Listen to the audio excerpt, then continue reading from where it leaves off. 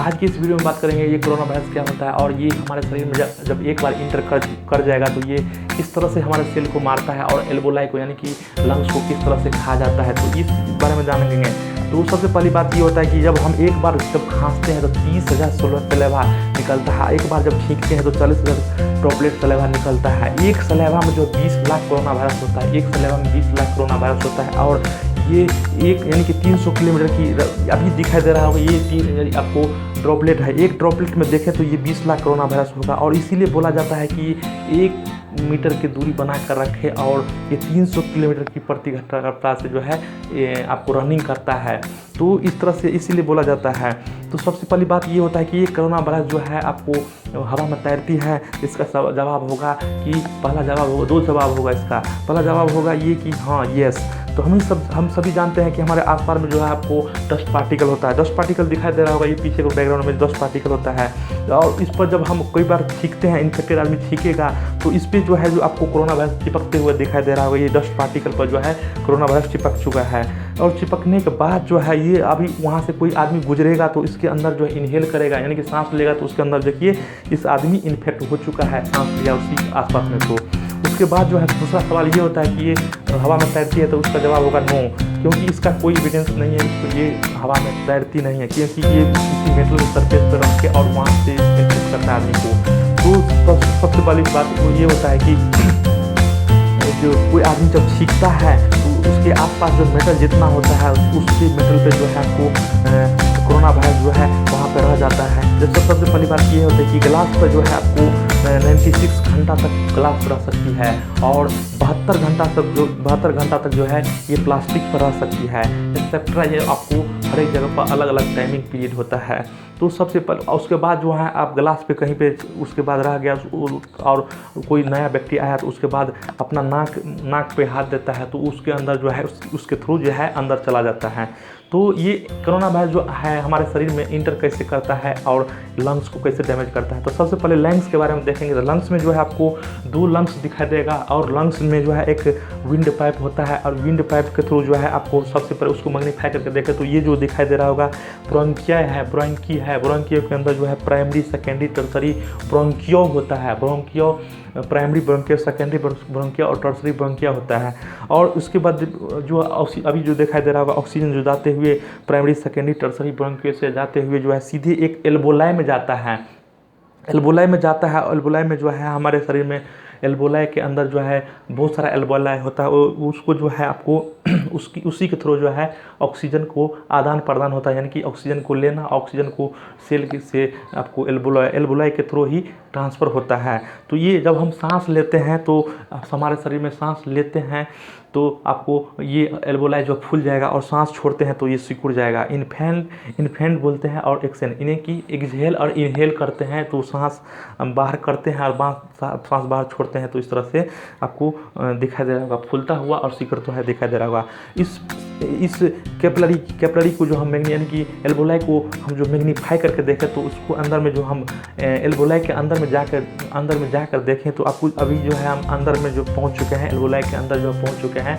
इसके अंदर जो है बहुत सारा कैपिलरी दिखाई दे रहा होगा, बहुत सारा नेटवर्क ऑफ जो ये नस है, नस के थ्रू जो है इसमें ब्लड फूलता है, ब्लड घूमता है। ब्लड में जो है आपको WBC, RBC सब के सारा आता है। ये ऑक्सीजन जो है RBC के ऊपर अटैक यानी कि सेल के होते हुए जो है अभी जो दिखाई दे रहा है यानी कि ऑक्सीजन हरा कलर का ये जो है ऑक्सीजन है और ये कैपिलरी के अंदर से जाते हुए ब्लड के अंदर घुस जाता है। ब्लड अंदर जाते हुए आपको वो RBC पर चिपक करके जो है हार्ट में जाता है। हार्ट में जो है पूरे शरीर में जो हार्ट से जो है पूरा शरीर में जो है ब्लड को सप्लाई होता है।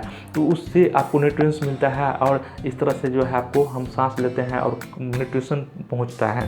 तो ये एल्वोलाई जो है बना होता है एक सेल का बना होता है एल्वोलाई। एक सेल का बना होता है किडनी, एक सेल का बना होता है हार्ट। बहुत सारा सेल मिलकर जो है आपको किडनी और बहुत सारा सेल मिलकर जो है ये लंग्स बना होता है और ये एल्वोलाई भी बना होता है बहुत सारा सेल मिलके। तो इस एल्वोलाई को एक सेल को मैग्नीफाई करके देखो तो इस तरह से आपको एक सेल दिखाई दे रहा होगा। बहुत सारा सेल मिलकर के एक एल्वोलाई बनाता है और एक सेल को जो मैग्नीफाई कर देखते हैं तो ये उसके सबसे बाहर परत जो होता है आपको सेल मेम्ब्रेन होता है।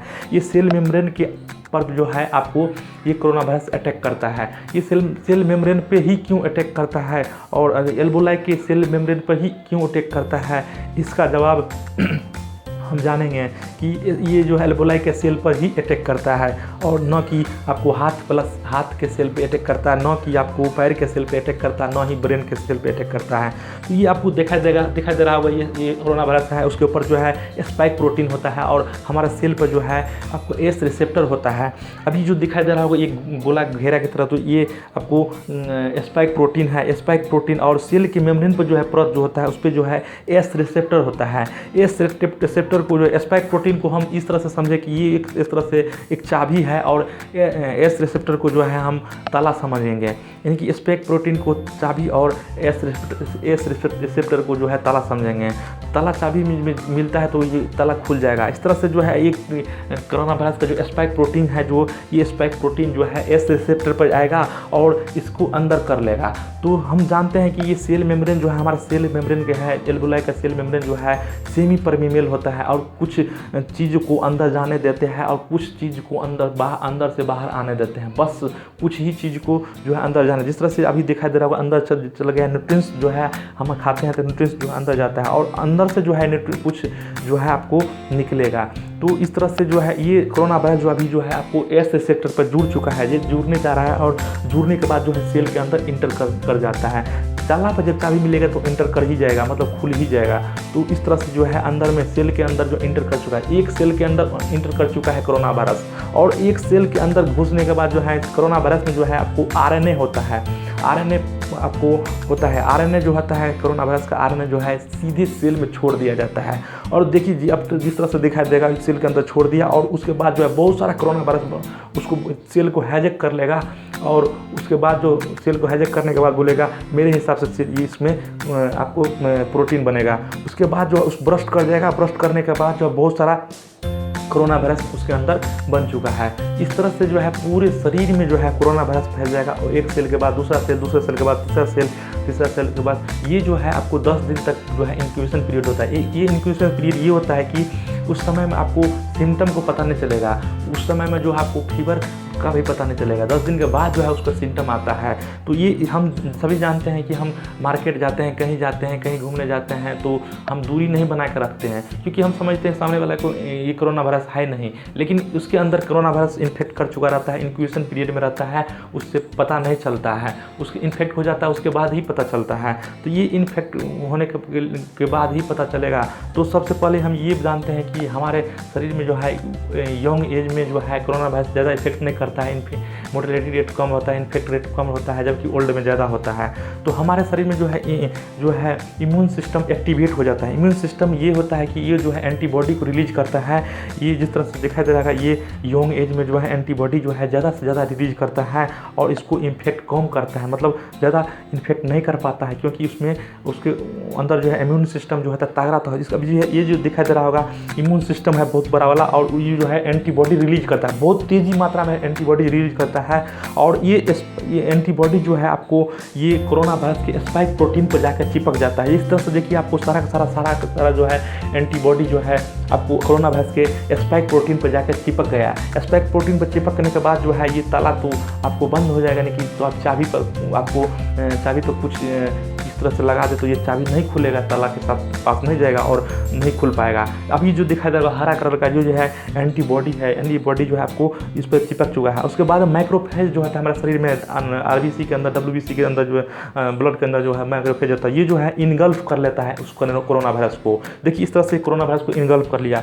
बहुत सारा कोरोना वायरस जो पहुंच जाता है उसको इनगल्फ कर लेता है, उसको मार देता है, डिस्ट्रॉय कर देता है। ये माइक्रोफेजेज हमारे शरीर में इस तरह से मैकेनिज्म भी काम करते रहता है हमारे शरीर में। मैक्रोफेज जो है इस तरह से जो है आपको पीछे दिखाई दे रहा होगा ये इम्यून सिस्टम जो बहुत ज़्यादा तेज़ी में जो है आपको ये एंटीबॉडीज को रिलीज करता है और एक सेल पर जो है कोरोना वायरस के स्पाइक प्रोटीन पर जो है इस तरह से चिपक जाता है।